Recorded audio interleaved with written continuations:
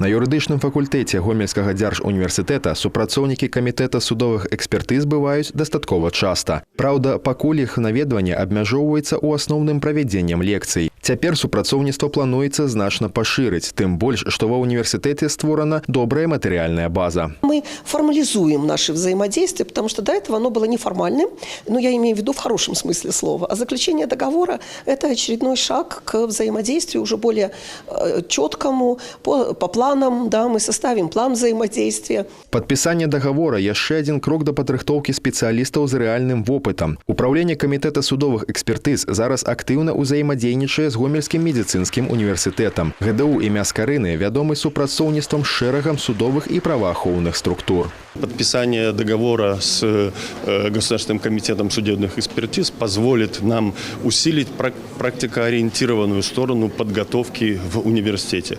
Поэтому мы уверены, что и совместные проекты нас ждут, совместное проведение конференций, публикация совместных научных работ. Я уверен, что наше сотрудничество с Государственным комитетом судебных экспертиз будет успешным и пойдет на пользу в качестве подготовки юридических кадров для нашей области и в целом для нашей страны. Камітэт судовых экспертыз быў створаны 12 гадоў таму. За гэты час у Гомелі з'явілася база, якая дазваляе праводзіць больш як 160 відаў экспертыз, прычым штогод іх колькасць павялічваецца. Сярод апошніх, напрыклад, такія раней незвычайныя, як генетыка жывёл і ідэнтыфікацыя дрэў па зрэзу. Вучыць студэнтаў дэталям ва універсітэце не плануецца, але ў цэлым будучыя юрысты будуць ведаць, як і для чаго праводзяцца даследаванні. Юрист должен знать, какие виды экспертиз делаются, для чего, какие вопросы они решают.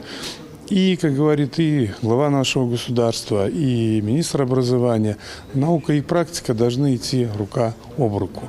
Для того, чтобы получился классный специалист для работы в любой сфере, он должен, конечно, со студенческой скамьи и приобщаться к практике. Пасля падпісання договора аб супрацоўніцтве партнёры агучылі і яшчэ адзін перспектыўны накірунак. У бліжэйшай будучыні у аспірантуры універсітэта будуць вучыцца і рыхтаваць кандыдацкія дысертацыі супрацоўнікі управлення камітэта судовых экспертыз. Олег Сенцюроў, Михаил Синицын, Игорь Марышченко. Телерадиокомпания «Гомель».